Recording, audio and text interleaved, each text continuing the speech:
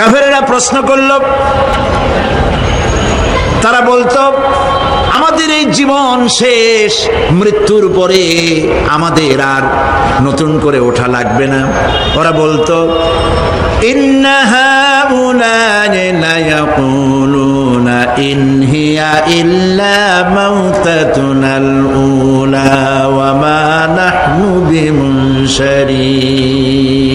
তারা বলতো এই জীবনটাই আমাদের শেষ, এইখানে আমরা মৃত্যু ছাড়া, আমাদের এই জীবন ছাড়া আর কিছুই নাই, আর আমাদেরকে পুনরুত্থিত করা হবে না। পরিষ্কার তারা বলতো যে আমাদেরকে পুনরুত্থিত করা হবে না। এরপরে তারা আরো বলতো মা নাদরি মাসসাআতু ওয়ান নাযুন্নু ইল্লা যান্না ওয়া মা নাহনু বিমুস্তাইকিনিন। ওরা বলতো কিয়ামত কি জিনিস তা আমরা জানি না, আমরা বুঝি না, আমরা শুধু অনুমান করি মাত্র, আর আমাদের বিশ্বাস হলো আমাদেরকে কখনোই উঠানো হবে না, পুনরুত্থিত আমরা হব না। প্রিয় ভাই সব, এইভাবে তারা পরকালকে অস্বীকার করার কথাগুলি তারা বলতো। কাফেরেরা প্রশ্ন তুলতো আমরা আর আমাদের মৃত্যুর পরে আর আমাদেরকে জিন্দা করা হবে না। আখিরাতের জীবন সম্পর্কে কাফেরেরা আরো বলতো ওয়াকালু আইযা কুন্না ইযামান ওয়া রুফাতান আইন্না লামাবউসুনা খালকান জাদীদা। তারা বলতো যে আমরা মরে যাওয়ার পর আমাদের গোশতগুলি মিশে যাবে, হাড্ডি গুড্ডিগুলি পচে যাবে, এরপরে আমাদেরকে নতুন করে চিন্তা করা হবে। এটা মাথার মধ্যে ঢোকে না, কি আশ্চর্য ধরনের কথাটা হবে কি করে? কাফের বেঈমানেরা আরো নানা ধরনের প্রশ্ন তারা করত। তারা বলতো আইযা মিতনা ওয়া কুন্না তুরাবান যালিকা রাজউন বাঈদ। আমরা মাটিতে মিশে যাব, তারপরেও কি আমাদেরকে চিন্তা করা হবে, আমাদেরকে আবার উঠানো হবে? এটা তো বুদ্ধির, এটা চিন্তার বাইরের কথা, এটা তো মানতে পারি না। আসলে কাফেরদের এই বক্তব্য অনুযায়ী পরকালের জীবন বুদ্ধি বহির্ভূত নয়। ওরা যে বলে যে এটা আমাদের বুদ্ধিতে কুলায় না, আসলে তারা বুদ্ধি খাটায় নাই। কাফের তো বুদ্ধি খাটায় নাই। যেমন আমাদের ইউনিভার্সিটিতে ঢাকা বিশ্ববিদ্যালয়ে একজন ছিল, হ্যাঁ আমি নাম নাই নিলাম, আপনারা তো বুঝে ভালাইছেন। সে কয় যে পরকাল বিশ্বাস করি না, বিয়ে টিয়া মানি না, মরা এটা হইতে পারে কিন্তু মরার পরে আরেকটা জীবন হবে, ওইখানে হিসাব হবে, বিচার হবে, এই সমস্ত মানি না। এর থেকে আমি মরার পর হ্যাঁ মানে গোসল করাইও না, কাফন পরাইও না, জানাজা মানাজা এগুলি আমি বিশ্বাস করি না। নাউযুবিল্লাহ। কত বড় কপাল পোড়া, কত বড় কপাল পোড়া! ও মরার পর তার এই চিন্তা সম্পর্কে যখন আমি জানতে পেরেছি, আমার ধারণা হয়েছে ওই লোকটার উপরে আমার খুব দুঃখ হয় না। যেরকম কত কাফের আসছে, কত নাস্তিক আসছে, বিদায় হয়ে গেছে, এগুলো কোনো ব্যাপার না দুনিয়ার ইতিহাসে। সব থেকে বড় ব্যাপার হলো এই লোকটি বাংলা বিভাগে বছরের পর বছর, যুগের পর যুগ শিক্ষকতা করেছে ঢাকা বিশ্ববিদ্যালয়ে। সে কত সোনার টুকরা ছেলেকে কয়লার খনি বানায় দিয়েছে। এই জন্য বিশ্ববিদ্যালয়ে যারা চাকরি করে সরকারের দেখা উচিত কাদেরকে চাকরি, সেখানে শিক্ষকতা করার জন্য কাদেরকে নিয়োগ করা হচ্ছে, তারা নামাজি কিনা, তারা পরিষ্কার কিনা, তারা জেনাকার কিনা, তারা মদ খায় কিনা, তারা শয়তানি করে কিনা, দেখে শুনে ভালো মানুষ দেওয়া উচিত। মরে গেল, তারপরে তাকে রাখা হলো ডায়াবেটিক সেন্টারের মারিচুয়ারি ডিপ ফ্রিজের মধ্যে। তিনি বলে গেলেন আমি মরার পর আমাকে মেডিকেল কলেজে পাঠায় দিও, তারা আমারে কাটা ছেঁড়া করিয়া তারপরে অপারেশন শিখবে। তো তার নসিহত অনুযায়ী তাই করা হলো, ওসিয়ত অনুযায়ী। যখন মেডিকেল কলেজের ছেলেরা টের পেল যে ওই নাস্তিকরে আনতেছে মেডিকেল কলেজে অপারেশন করে আমাদের শেখাবার জন্য, তারা বললো আল্লাহর রাস্তায় মাপ চাই, এই শয়তানের এদিকে আনবেন না। কারণ সারা জীবন সে আল্লাহরে মানে নাই, অস্বীকার করেছে। পরে কাটা ছিঁড়া করে আমরা যদি কিছু শিখি তো তাই দিয়া যে রুগী ভালো হবে, অপারেশন করলে সেটাও মরবে। সুতরাং মাপ চাই, ফিরাও। ফিরাইয়া এখন ওইটার কি অবস্থা হয়েছে আমি জানি না, লেটেস্ট নিউজ জানি না কোথায় আছে।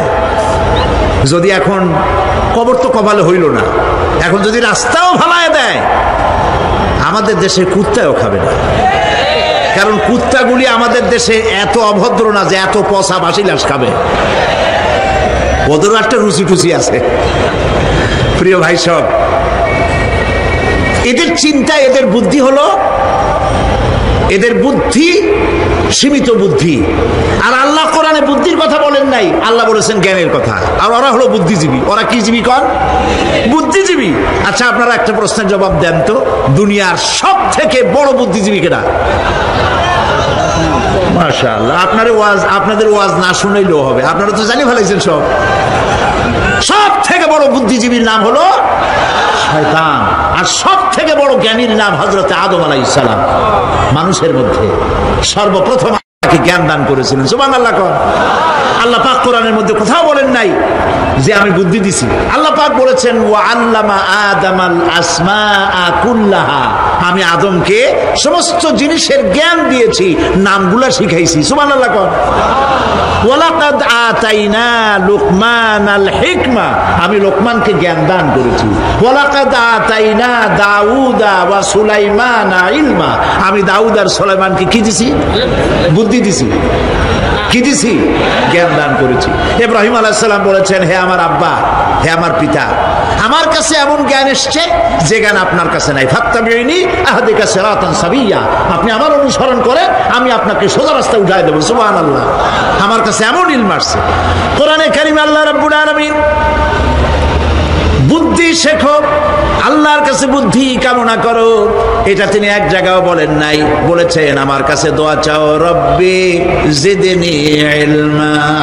পড়েন সবাই, রব্বি জিদনি ইলমা। আবার বলেন, রব্বি জিদনি ইলমা। আয় আল্লাহ, তুমি আমার জ্ঞান বৃদ্ধি করে দাও। শয়তান ছিল বুদ্ধিজীবী, আদম আলাইহিস সালাম ছিলেন জ্ঞানী। শয়তান সুদ্দা। আল্লাহ পাক যখন সকলকে বললেন উসজুদু লিআদামা, সবাই মিলে আদমরে সেজদা দাও, ফাসাজাদু, সবাই মিলে সেজদা করলো, ইল্লা মিস্টার ইবলিস সেজদা করলো না। আবা ওয়াস্তাকবারা ওয়া কানা মিনাল কাফিরিন, কপাল পুড়লো, জম্মের পোড়া। এখন ও যে বুদ্ধিজীবী, দুনিয়ার বড় বুদ্ধিজীবী, দেখেন অবস্থা। আল্লাহ পাক জিজ্ঞেস করলেন, ইবলিস রে, আমার হুকুমটা তুই মানলি না কেন? কোন জিনিস তোরে বাধা দিল আমার হুকুম অমান্য করতে? মানলি না কেন? ও তখন, ও তো বুদ্ধিজীবী, বুদ্ধির আশ্রয় নিয়েছে। সে বলছে, আল্লাহ পাক, এটা মানি নাই একটা বৈজ্ঞানিক কারণেই, একটি দার্শনিক কারণেই মানতে পারি নাই। কারণ হচ্ছে খালাকতানি মিন নার ওয়া খালাকতাহু মিন তিন, তারে বানাইছো মাটি দিয়া, আমারে বানাইছো আগুন দিয়া, আনা খায়রুম মিনহু, আমি ওর থেকে অনেক ভালো। নাউযুবিল্লাহ। কত বড় কপাল পোড়া। আগুনের গতি হলো ঊর্ধ্বমুখী, মাটির গতি নিম্নমুখী। ঊর্ধ্বগতি সম্পন্ন একটা জিনিসকে নিম্নমুখী জিনিসের সামনে মাথা নত করতে বলা তোমার একটা অবৈজ্ঞানিক অদার্শনিক হুকুম হয়ে গেছে। নাউযুবিল্লাহি মিন যালিক। আল্লাহ পাক বললেন, ইন্নাকা রাজিম, মরদুদ, বিতাড়িত, সব আমল বরবাদ করে দিলাম।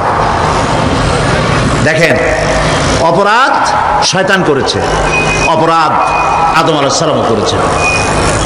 একজন অপরাধ করে শয়তান হয়ে গেল, আর একজন অপরাধ করে আল্লাহর পয়গম্বর হয়ে গেলেন। সুবহানাল্লাহ বলবেন না? কেন? কারণ হলো শয়তান বুদ্ধিজীবী, বুদ্ধির আশ্রয় নিল। আদম আলাইহিস সালাম তিনি বুদ্ধির আশ্রয় নেন নাই, তিনি আকলের, তার জ্ঞানের কাছে তিনি আশ্রয় নিয়েছেন। অর্থাৎ তিনি চিন্তা করতেছিলেন যে আল্লাহ পাক আমাকে নিষেধ করলেন একটা গাছের কাছে যেতে, আমিও গেলাম, বউও গেল, যা নিষেধ করলেন সেটা করলাম। এখন যদি আল্লাহ আমারে প্রশ্ন করেন যে আমার হুকুম অমান্য করলা কেন, কি জবাব দেব? আদম আলাইহিস সালাম জবাব খুঁজে পাচ্ছিলেন না। কিন্তু আমি ওই আয়াত তেলাওয়াত করার পর সর্বপ্রথম সেই ছাত্র জীবনে আমি চিন্তা করলাম জবাবটা একটা দিতে উনি পারতেন।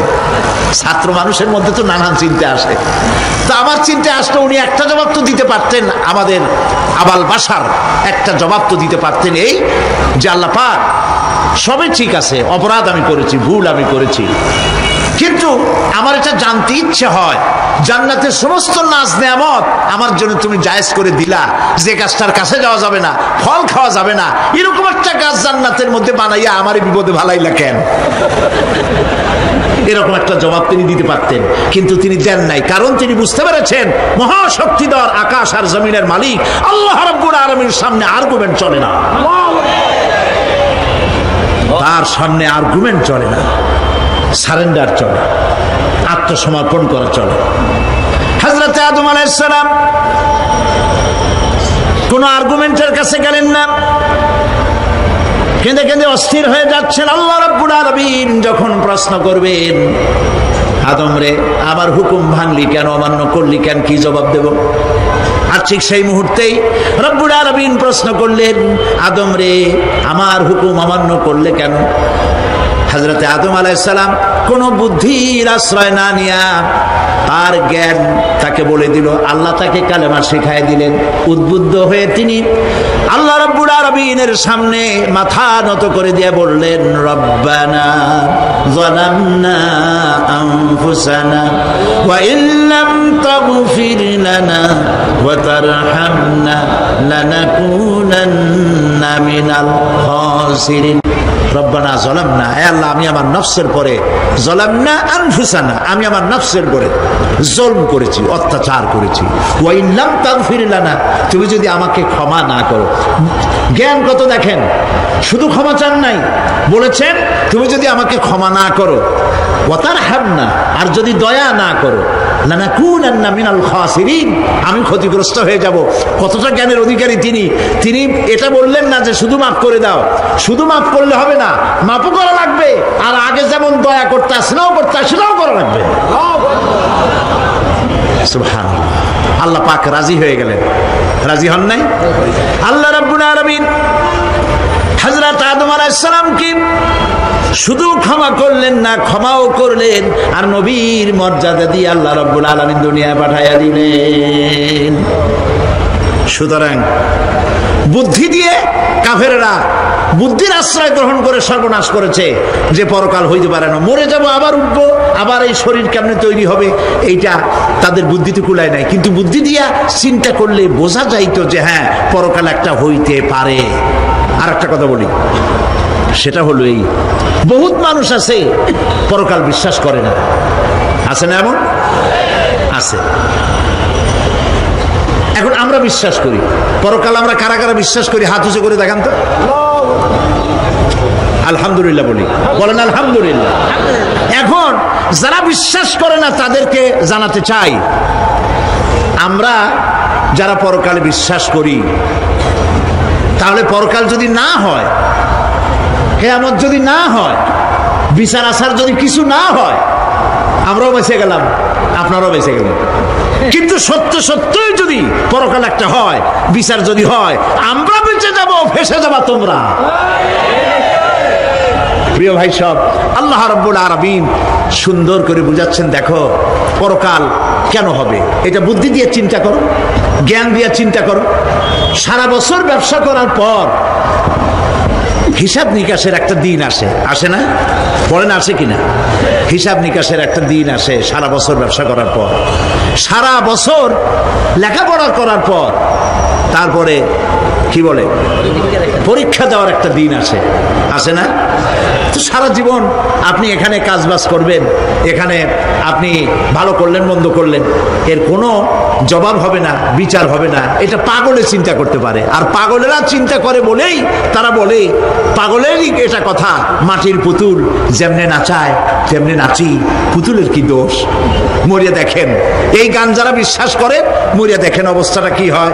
ফেরেশতারা আসা ধোপায় যেমন কাপড় আশ্রায়, ওই রকম ঠ্যাং ধরিয়া কবরের মধ্যে আশ্রাবে, আর বলবে যেমনে আশ্রায় তেমনি আশ্রাই, ফেরেশতার কি দোষ?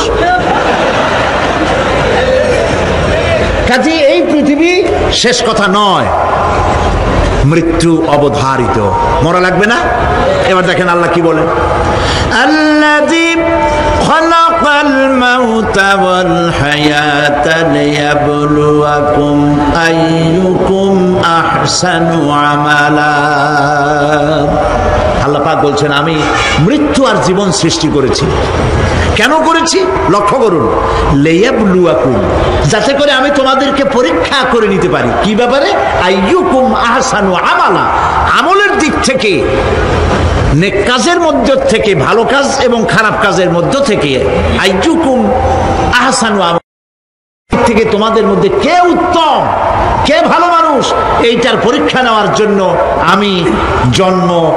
আমি মৃত্যু আর জন্মের সৃষ্টি করেছি। প্রিয় ভাই সব খুব লক্ষ্য করুন,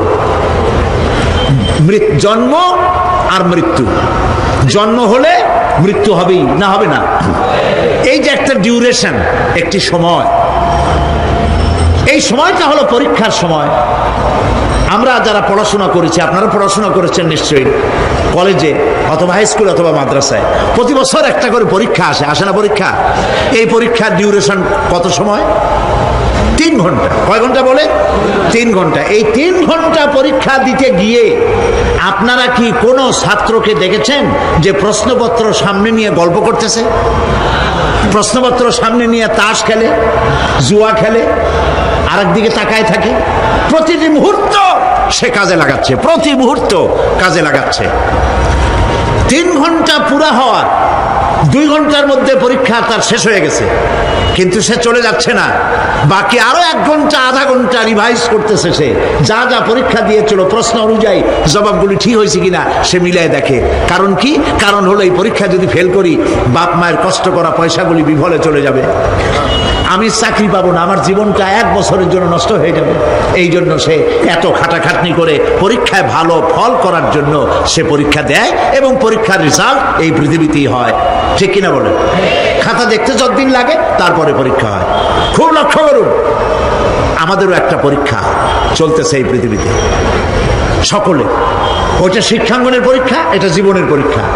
এই যে ওর পরীক্ষার ডিউরেশন, সময়কাল 3 ঘন্টা, আর আমাদের পরীক্ষার, সমস্ত মানুষের পরীক্ষার সময়কাল হলো জন্ম থেকে শুরু করে মৃত্যু পর্যন্ত।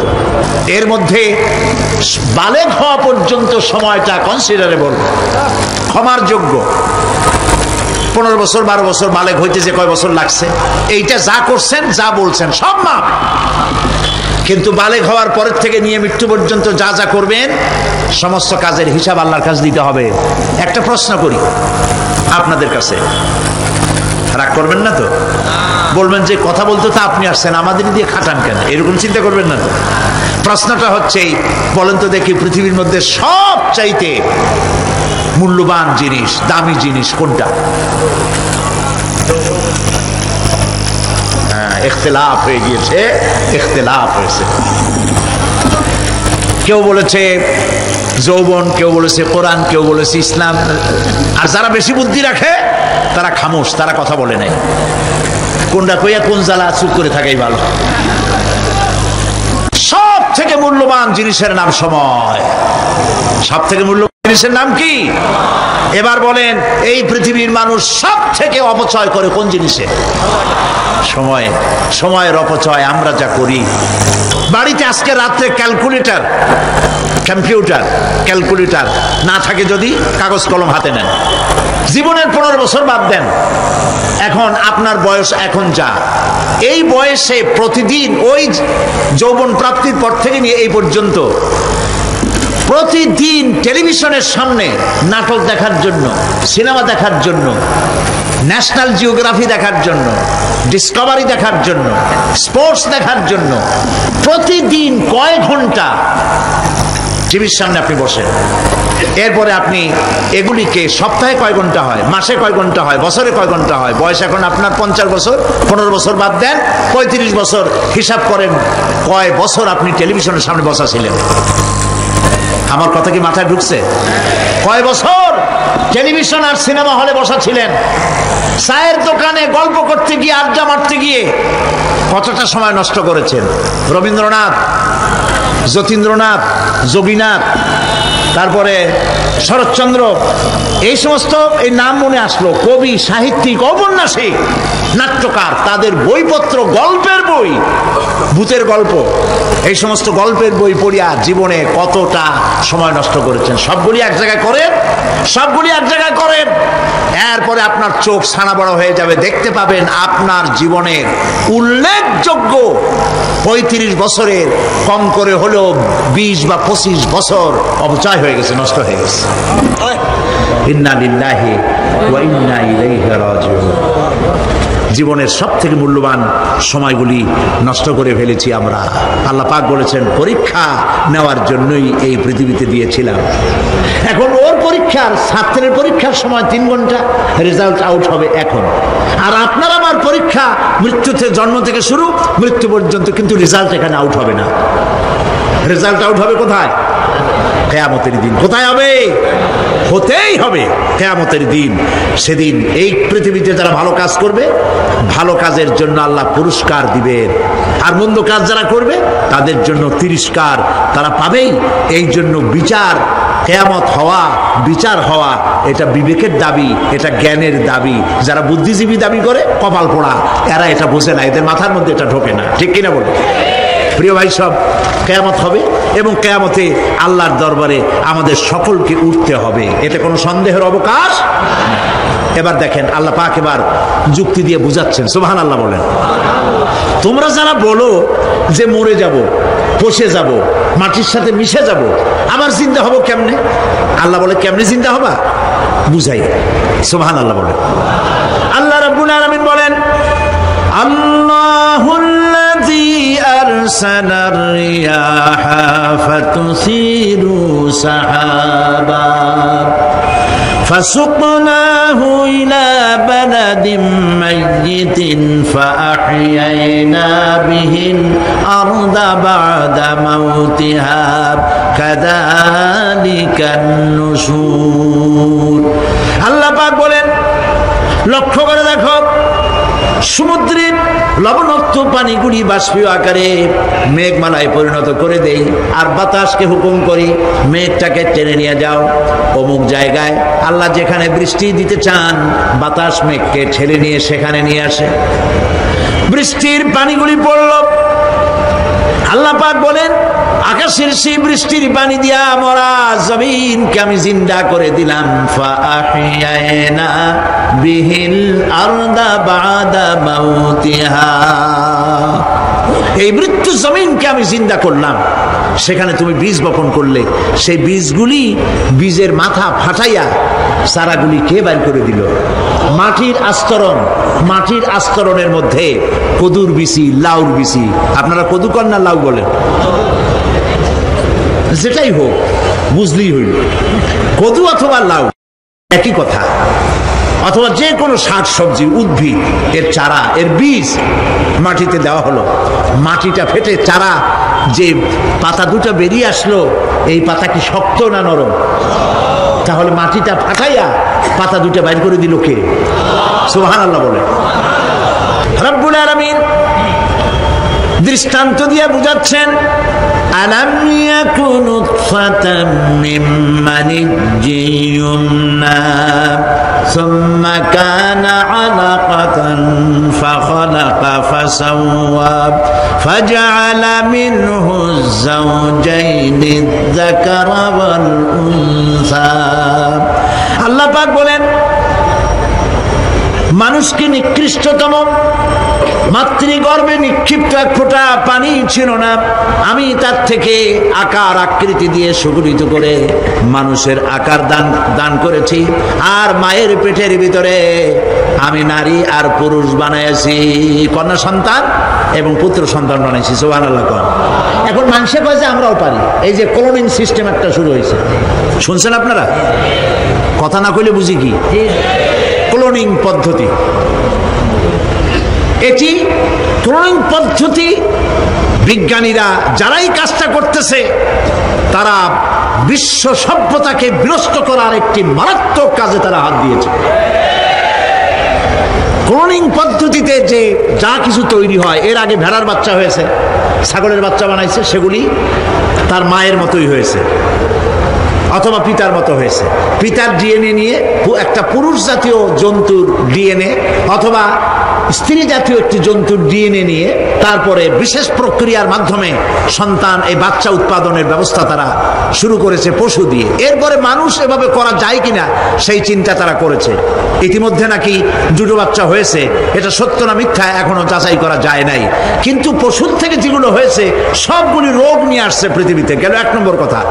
2 নম্বরে ডিএনএর মাধ্যমে যে মানব শিশু পয়দা হয় তার সবগুলি তার মায়ের অনুকরণে হয়, একেবারে অবিকল মায়ের চেহারা নিয়ে আসতেছে, অবিকল পিতার চেহারা নিয়ে আসতেছে। চিন্তা করুন, এই মেয়ে যখন বয়সপ্রাপ্তা হবে তখন তার পিতা কি করে বুঝবে তার বউ কোনটা আর মেয়ে কোনটা? উচিত হবে পৃথিবীর সমস্ত নেতৃবৃন্দ, বিশ্ব নেতৃবৃন্দের ঐক্যবদ্ধ হয়ে এই দুঃসাহসিক কাজকে বাধা দিয়ে বন্ধ করে দেওয়া উচিত। আল্লাহর সৃষ্টির সাথে পাল্লা দিতে গেলে ধ্বংস ছাড়া পথ থাকবে না। লক্ষ্য করেছেন, আপনি সাক্ষী দিলে আজ এক সাক্ষী দেবেন, কালকে বলবেন যে ওই সাক্ষী আমি দেই নেই। আজকে সই করেছেন, কালকে বলবেন ওই সই আমি করি নেই। কিন্তু আল্লাহ রাব্বুল আলামিন আপনার ফিঙ্গারপ্রিন্ট, আপনার আঙ্গুলের ছাপ এমন করে দিয়েছেন, এই আঙ্গুল দিয়ে যদি কাগজের উপর একটা টিপ মারেন, টিপ সই করেন, আপনার বাবা কবর থেকে উঠে এসেও বলতে পারবে না যেটা আপনার না। আদম আলাইহিস সালাম থেকে নিয়ে আজ পর্যন্ত, আজ থেকে নিয়ে কিয়ামত পর্যন্ত যত মানুষ পৃথিবীতে এসেছে আর আসবে, কোন মানুষের আঙ্গুলের রেখার সঙ্গে আর একজন আঙ্গুলের রেখার মিল হবে না। এ হচ্ছে আমার আল্লাহর সৃষ্টি, সুবহানাল্লাহ। সুতরাং তিনি বলছেন, আমি মাতৃগর্ভের ভিতরে সন্তান তৈরি করি, সেই সন্তানকে কোনটা কন্যা সন্তান কোনটা পুত্র সন্তান আমি বানাই। এই কাজটা যিনি পারেন, এবার দেখেন সামনে কি বলতেছেন আল্লাহ, এই কাজটি যিনি করতেছেন, আলাইসা যালিকা বিকাদিরিন আলা আইয়ুহিয়াল মাউতা। এত বড় কাজ যিনি সম্পাদন করেছেন, এক ফোঁটা নাপাক পানি, এক ফোঁটা নিকৃষ্ট গান্দা পানি যা শরীর থেকে নির্গত হলে পরে গোসল ফরজ হয়ে যায়, এমন এক ফোঁটা পানি দিয়ে তোমার জন্মের উৎপত্তি করেছি, আকার দিলাম, হাত দিলাম, পাও দিলাম, চোখ দিলাম, সুন্দর করে বানালাম, তারপরে পৃথিবীতে পাঠালাম।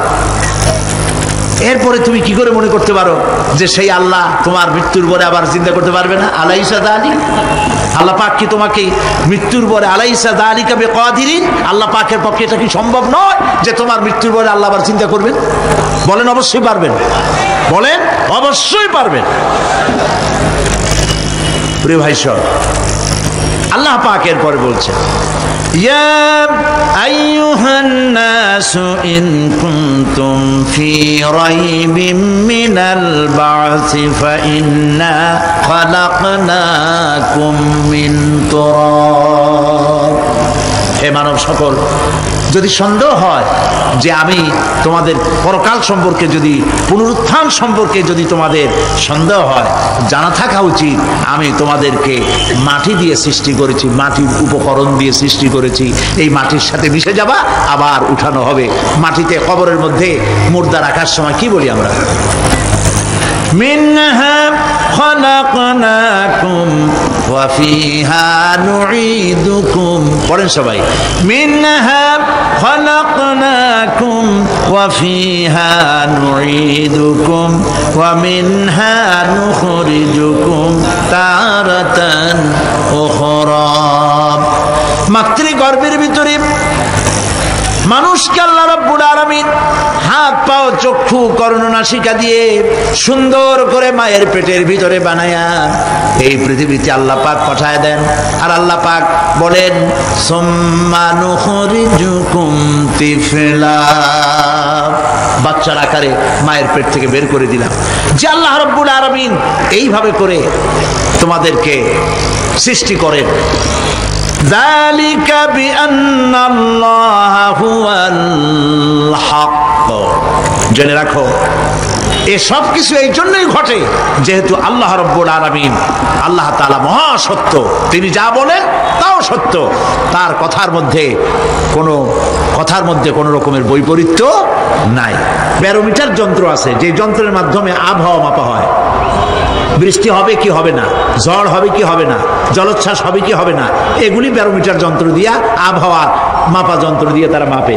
কিন্তু আপনারা কি কখনো শুনেছেন যে রেডিও টেলিভিশনে বলা হয়েছে সন্দ্বীপ, কুতুবদিয়া, হাতিয়া, সেন্ট মার্টিন এবং বাঁশখালী, আর কি কোন দু একটার নাম, কক্সবাজার, পতেঙ্গা ইত্যাদির উপর দিয়ে 280 মাইল স্পিডে ঝোড়ো হাওয়া প্রবাহিত হবে, আগামীকাল 30 ফিট উঁচু হয়ে জলোচ্ছ্বাস হবে, এরকম কথা বলে কেউ?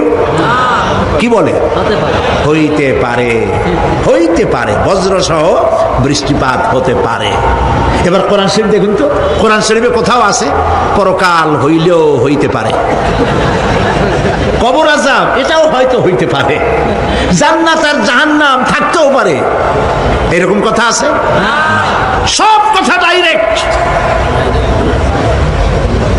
কোন কথার ভিতরে কোন রকমের বৈপরীত্য নাই। আল্লাহ রাব্বুল আলামিন বলেছেন ইযাস সামাউ ফাতারাত, আকাশ সমূহ যখন বিদীর্ণ হয়ে যাবে, ওয়া ইযাল কাওয়াকিবু তাসারাত, আর যখন তারকা সমূহ বিক্ষিপ্ত হয়ে পড়বে, ওয়া ইযাল কুবুরু বুসিরাত, আর যখন কবরের ভিতরে যা কিছু আছে সব উদ্গীরণ করে দেওয়া হবে। সমস্ত কথাগুলি ডাইরেক্ট, যালিকা বিআন্নাল্লাহা হুয়াল হক, যেহেতু আল্লাহ মহা সত্য, ওয়া মান আসদাকু মিনাল্লাহি কিলা, আর আল্লাহর চাইতে সত্যবাদী আর কে আছে? বলেন আছে কেউ? সে আল্লাহ রাব্বুল আলামিন বলেন, এত কিছু কাজ এত সুন্দর ব্যবস্থাপনা করে যিনি করেন, ওয়া আন্নাহু ইউহিল মাউতা ওয়া আন্নাহু আলা কুল্লি শাইইন কাদির, সে আল্লাহ রাব্বুল আলামিন তোমাদেরকে তোমাদের মৃত্যুর পরে আবার জিন্দা করবেন, এতে সন্দেহ করার কোনো কারণ নাই। وأن الساعة آتية لا ريب فيها وأن الله يبعث من في القبور, আল্লাহ পাক বলছেন অবশ্যই কিয়ামত আসবে, তাকে কেউ বিন্দুমাত্র এতে কোনো সন্দেহ নাই। আর وأن الله يبعث من في القبور, আর আল্লাহ পাক অবশ্যই কবরে যা কিছু আছে সব বের করে নিয়ে আসবেন। কান্নাহুম জারাদুম মুনতাশির, যেমন আপনারা দেখছেন কিনা এই যে যখন বন্যা বলে, পানি টানি যখন ওঠে, বন্যা না কি বলে, তুফান, বন্যা ইত্যাদি যখন হওয়ার সম্ভাবনা হয়, তখন মাটি থেকে, গ্রাম্য পরিবেশে দেখা যায় মাটি থেকে পোকামাকড়গুলি এভাবে উঠতে থাকে, দেখছেন না আপনারা? দেখছেন কিনা? পাখাওয়ালা পিঁপড়াগুলি এইভাবে সব উঠতে থাকে, কান্নাহুম জারাদুম মুনতাশির, এইভাবে করে পোকামাকড় পতঙ্গগুলি যেভাবে মাটি থেকে উদ্গত হতে থাকে, সমস্ত খবরগুলি থেকে মানুষগুলি এভাবে উদ্গত হয়ে যাবে।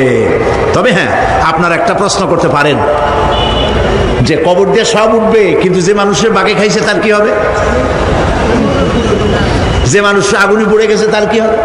যে নদীর মধ্যে ডুবে গেছে তার কি হবে? যে কুমিরের পেটে চলে গেছে তার কি হবে? এরকম একটা প্রশ্ন আপনারা করতে পারেন। কবর কাকে বলে সেটা আমাদের জানতে হবে। কবর শুধু মাটির গর্তটাকেই কবর বলা হয় না, এটি আলমে বারজাখ, এটি পর্দা, এটা জবনিকা। মৃত্যুর পরের জীবনটাই হলো আলমে আখিরাত পর্যন্ত যাইতে যে জীবনটা লাগে, যে একটি সময় আছে, এই সময়টার নামটাই হলো কবর। সেটা গর্তের মধ্যে হইতে পারে, মাটির মধ্যে, সেটা বাঘের পেটে হতে পারে, সেটা কুমিরের পেটে হতে পারে, সেটা পানিতে পচে যেতে পারে, এটা কোনো বিষয় না। আল্লাহ পাক উঠাতে চাইবেন এবং সমস্ত কিছুকে কিয়ামতের দিন আল্লাহ রাব্বুল আলামিন তার দরবারে হাজির করবে।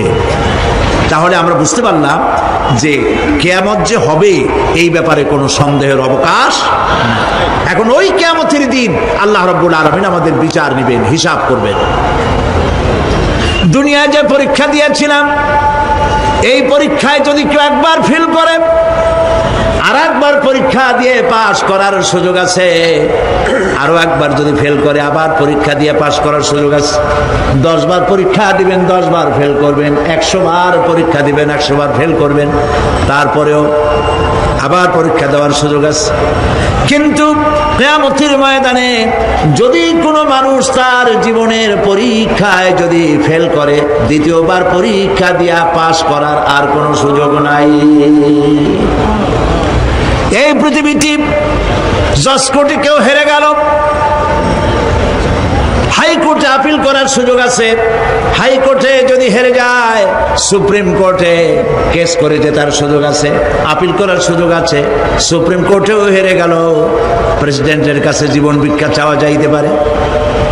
কিন্তু কিয়ামতে আখিরাতে আদালতে ওই জায়গায় মানুষ যদি একবার তার জীবনের মামলায় হেরে যায়, দ্বিতীয়বার আপিল করার আর কোনো জায়গা নাই। কঠিন জায়গা, সেই জায়গা হবে এবং সেখানে সবাইকে উঠতেই হবে। সুতরাং এই যে প্রশ্ন করা হয় যে এই কিয়ামত কবে হবে, এটা বিশ্বাস করি না, হ্যান ত্যান ইত্যাদি, মরলে আবার জিন্দা করবে কে, এইসব প্রশ্নের কোনো দাম নাই। আল্লাহ পাক এই ব্যাপারে আরেকটি কথা বলছেন, ইয়াসআলুনাকা কাআন্নাকা হাফিজুন আনহা কুল ইন্নামা ইলমুহা ইনদাল্লাহ ওয়ালাকিন্না আকসারান নাসি লা ইয়ালামুন। হে নবী, এরা আপনার কাছে এই প্রশ্নটা করে এইভাবে যে কিয়ামত কবে আসবে, মনে হয় যেন আপনি এটা জানেন। এই ইলম কিয়ামত কবে হবে মনে হয় যেন আপনি এটা জানেন, সেই জন্য তারা এই প্রশ্নটা করছে। আসলে কুল ইন্নামা ইলমুহা ইনদাল্লাহ, কিয়ামত কবে হবে এটা কে জানেন? ওয়ালাকিন্না আকসারান নাস লা ইয়ালামুন, অবশ্যই অধিকাংশ মানুষের এইটা জানে না। কিয়ামত কবে হবে এটা একমাত্র আল্লাহ পাক জানেন।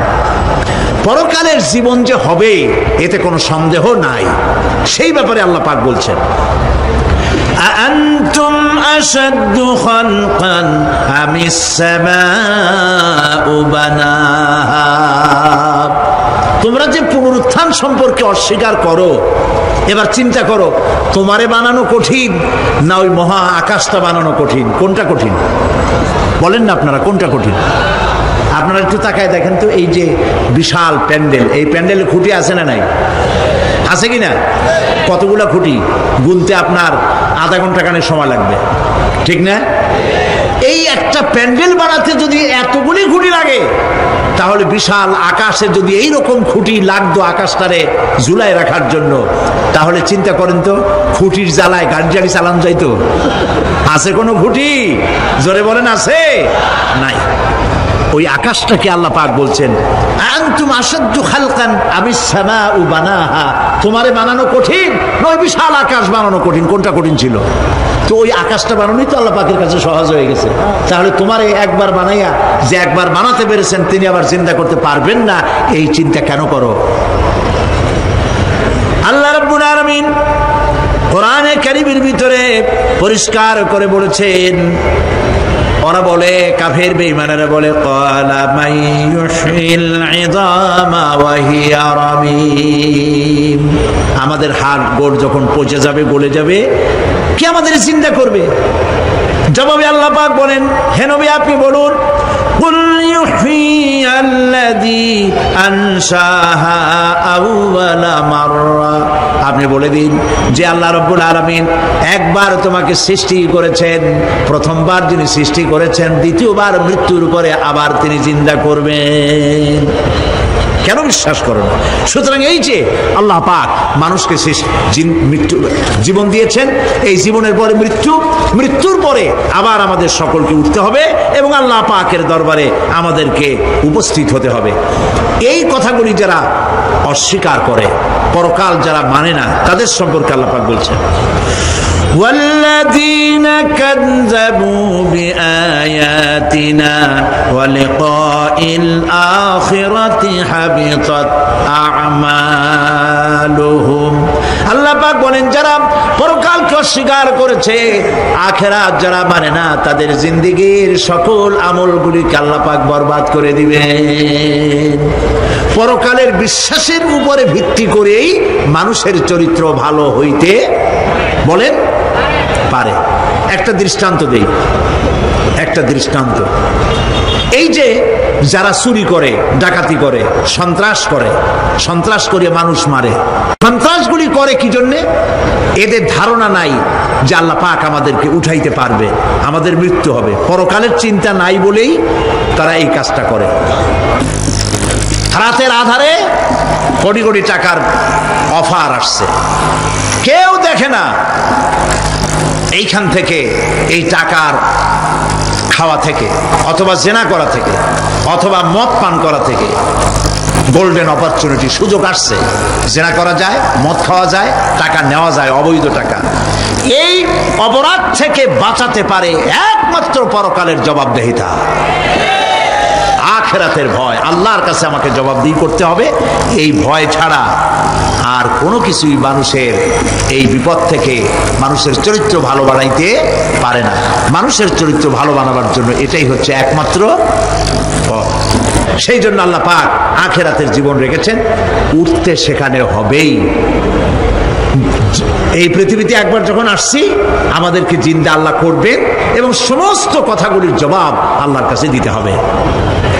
আল্লাহ রাব্বুল আলামিন বলেন, ওয়াত্তুর ওয়া কিতাবিম মাসতুর ফি রাক্কিম মানশুর ওয়াল বাইতিল মা'মুর ওয়াস সাকফিল মারফু' ওয়াল বাহরিল মাসজুর ইন্না আযাবা রাব্বিকা লাওয়াকি' মা লাহু মিন দাফি'।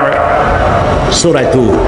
আল্লাহ পাক বলছেন তুর পাহাড়ের শপথ, তুর পাহাড়ের শপথ, সেই প্রকাশ্য পবিত্র গ্রন্থের শপথ যা লিপিবদ্ধ রয়েছে মুসলিম ঝিল্লিতে, চর্ম ঝিল্লিতে লিপিবদ্ধ রয়েছে।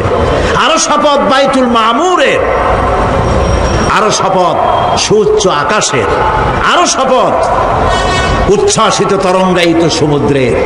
নিশ্চয়ই সেই আযাব আসবে, আযাব মানে কিয়ামত, সেই পরকাল অবশ্যই আসবে। মা লাহু মিন দাফি', এই শাস্তি থেকে, এই কিয়ামত আসা থেকে, এই কিয়ামত সংগঠিত হওয়া থেকে রোধ করার মতো ক্ষমতা কারো নাই। সুবহানাল্লাহ। এখন আল্লাহ পাক তুর পাহাড়ের কসম করছেন। তুর পর্বত হচ্ছে সেই পর্বতের কথাই ধরা যাক, যেখানে এটি ঐতিহাসিক পর্বত। হযরতে মূসা আলাইহিস সালামকে আল্লাহ রাব্বুল আলামিন যেখানে নবুয়তের শিরস্থান পড়িয়ে দিয়েছিলেন, তুর পাহাড়ের ভিতরে। অতুর সিনিন, তুর পাহাড়ের কসম আল্লাহ পাক বলছেন। এবং খোদায়ের আল্লাহ রাব্বুল আলামিনের সঙ্গে বিরোধিতা করার কারণে ফেরাউনকে এই তুর পাহাড়ের কাছেই লোহিত সাগরের মধ্যে, দরিয়ায় নীলের মধ্যে আল্লাহ পাক ডুবিয়ে মেরেছিলেন এবং নির্যাতিত বনি ইসরাইলকে শাস্তি দেওয়ার চূড়ান্ত সিদ্ধান্ত এই তুর পাহাড়েই আল্লাহ পাক দিয়েছিলেন। আল্লাহ বলছেন, আমি সেই তুর পাহাড়ের কসম করি। ওয়া কিতাবিম মাসতুর, এবং পবিত্র গ্রন্থের শপথ, যেই গ্রন্থগুলি নাজিল হয়েছে নবীদের উপরে, ইনজিল, তাওরাত, জাবুর, কোরআন, এই কিতাবগুলির কসম করি। সুবহানাল্লাহ। কোরআনের কসম করি, আল্লাহ পাক বলছেন এই কিতাবগুলির কসম করছি। তুর পাহাড়ের কসম করছি, কিতাবগুলির কসম করছি। ওয়াল বাইতুল মামুর, আর বাইতুল মামুরের কসম করছি। সেটা কি? আকাশের প্রত্যেকটি আকাশে একটি করে বাইতুল মামুর আছে। ওই আকাশের ফেরেশতারা এই বাইতুল মামুরকে কেন্দ্র করে আল্লাহ রাব্বুল আলামিনকে সিজদা দেয়। আল্লাহ পাক হযরত আদম আলাইহিস সালামকে বলেছিলেন, একটি ঘর বানাও, বাইতুল মামুরের নিচে বানাও। তিনি বললেন, আমি তো জানি না বাইতুল মামুর কোথায়। হযরতে জিবরাইলকে পাঠানো হলো। বাইতুল মামুর আকাশের যেখানে আছে, ঠিক সেই সোজা বর্তমানে মক্কা শরীফে যে কাবা শরীফ যা আছে, অবিকল আল্লাহ পাকের আকাশে বাইতুল মামুর যেখানে, তার সরাসরি নিচেই কাবা শরীফ স্থাপিত হয়েছে। আল্লাহ রাব্বুল আলামিন বলছেন, আমি এই বাইতুল মামুরের কসম করছি। এরপরে আল্লাহ পাক বলছেন, যে ফেরেশতারা যে বাইতুল মামুরকে তাওয়াফ করে এবং আল্লাহ পাকের ইবাদত করে, সেই বাইতুল মামুরের কসম, ওয়াস-সাকফিল মারফু, সুউচ্চ আকাশের কসম। এই আকাশ আল্লাহ পাক সৃষ্টি করেছেন বেগাইরে আমাদিন, কোন রকমের কোন খুঁটি ছাড়াই। সুবহানাল্লাহ বলি আমরা। এই বিশাল আকাশ সম্পর্কে ওই যে বুদ্ধিজীবী যারা, কোরআনের জ্ঞান যাদের কাছে নাই, তারা বলে যে আকাশ বলতে কিছু নাই, ওইটা একটা নীলা নীলা বহুত দূর, সেই জন্য নীলা নীলা দেখা যায়। এই পৃথিবী সম্পর্কেও তাদের ধারণা এই পৃথিবীও কিছু না, এটা হলো ওই যে কি বলে, সূর্যের কাছের থেকে একটা উজ্জ্বল জ্যোতিষ্ক খুব ফোর্সে যাচ্ছিল, এই ফোর্স সহ্য করতে না পেরে সূর্যের একটি অংশ মহাশূন্যের উপরে ছিটকে পড়ল, ঘুরতে ঘুরতে পৃথিবীর আকার ধারণ করেছে। এই হলো ওদের ধারণা। অ্যাক্সিডেন্টের মাধ্যমে নাকি এই পৃথিবী হয়েছে। মূল কথা হলো এইভাবে করে যদি কোনো একটা গ্রহ উজ্জ্বল জ্যোতিষ্ক যাওয়ার কারণে পৃথিবী হয়ে থাকে, তাহলে এখন তো পৃথিবীতে মানুষ ধরতেছে না, মানুষ তো অনেক বেশি বেড়ে গেছে, তাহলে আর একটা জ্যোতিষ্ক দয়া করে সূর্যের পাশ দিয়ে যাইয়া আর একটা খণ্ড ফালাই দিয়া আর একটা পৃথিবী বানায় না কেন? প্রিয় ভাই সব, আল্লাহ পাক বলছেন ওয়াস-সাকফিল মারফু, আমি এই বিশাল আকাশের কসম করি। সুবহানাল্লাহ। এরপরে ওয়াল বাহরিল মাসজুর, পৃথিবীতে প্রবাহিত উচ্ছ্বসিত তরঙ্গায়িত সমুদ্র রাজির কসম করি। সুবহানাল্লাহ। আচ্ছা বলেন তো, এই পৃথিবী এর নিচে কি? এই পৃথিবীর নিচে কি? এই পৃথিবী মহাশূন্যের উপরে ঘুরছে। লক্ষ্য করেন আল্লাহর কত বড় শক্তি। আটলান্টিক মহাসাগর কোথায় বলতে পারবেন না? এই পৃথিবীতে। আটলান্টিক মহাসাগর কোথায়? এই পৃথিবীতে। আটলান্টিক মহাসাগর, প্রশান্ত মহাসাগর, ভূমধ্য সাগর, যত সাগর আর মহাসাগর সব এই পৃথিবীতে। এই পৃথিবী অসংখ্য পাহাড়, অসংখ্য সমুদ্র আর অসংখ্য মানবরাজি নিয়ে লাটিমের মতো ঘুরতেছে। সুবহানাল্লাহ। মহাশূন্যের উপরে, মহাশূন্যের উপরে লাটিম যেমন ঘোরে, পৃথিবী তেমন ঘোরে, অথচ মানুষগুলো ছিটকে পড়ে যায় না, পানিগুলি উড়ে কোথাও পড়ে যায় না। সুবহানাল্লাহ বলতে ইচ্ছে করে না।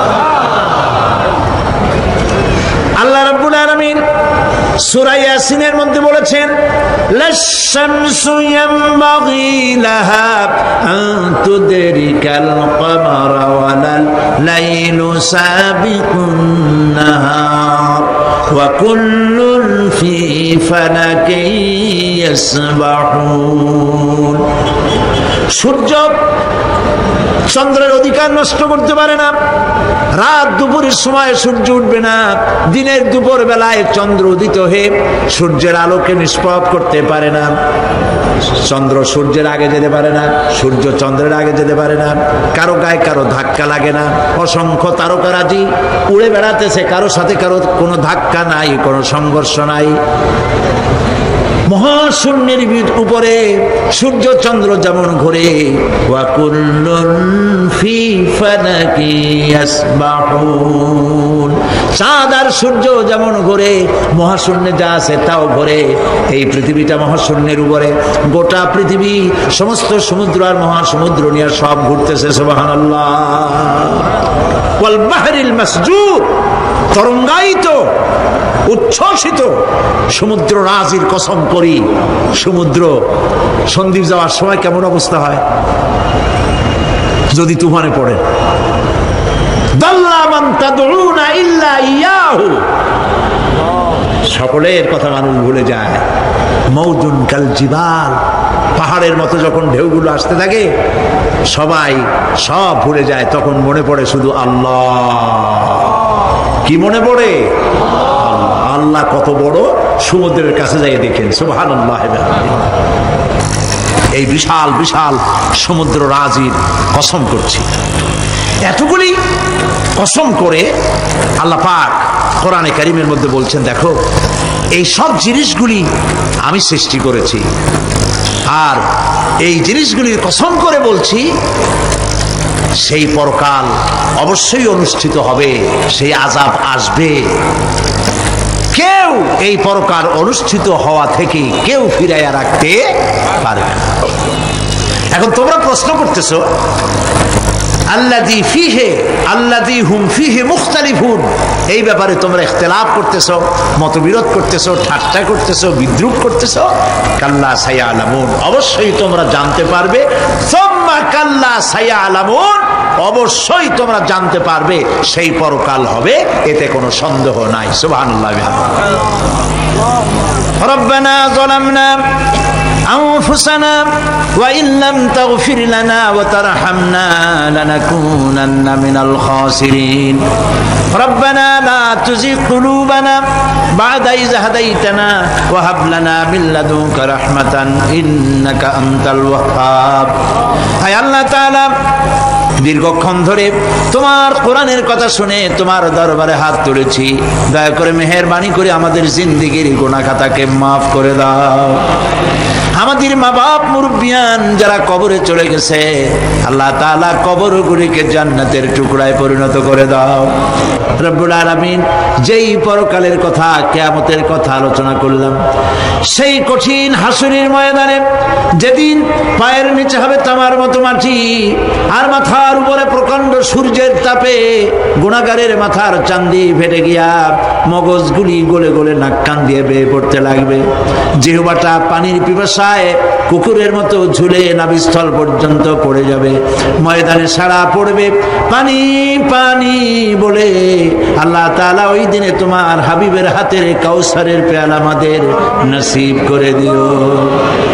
রব্বানা تقبل منا إنك أنت السميع العليم وتب علينا إنك أنت التواب الرحيم سبحان ربك رب العزة عما يصفون وسلام على المرسلين والحمد لله رب العالمين واجعل آخر كلامنا عند الموت لا إله إلا الله محمد رسول الله। السلام عليكم।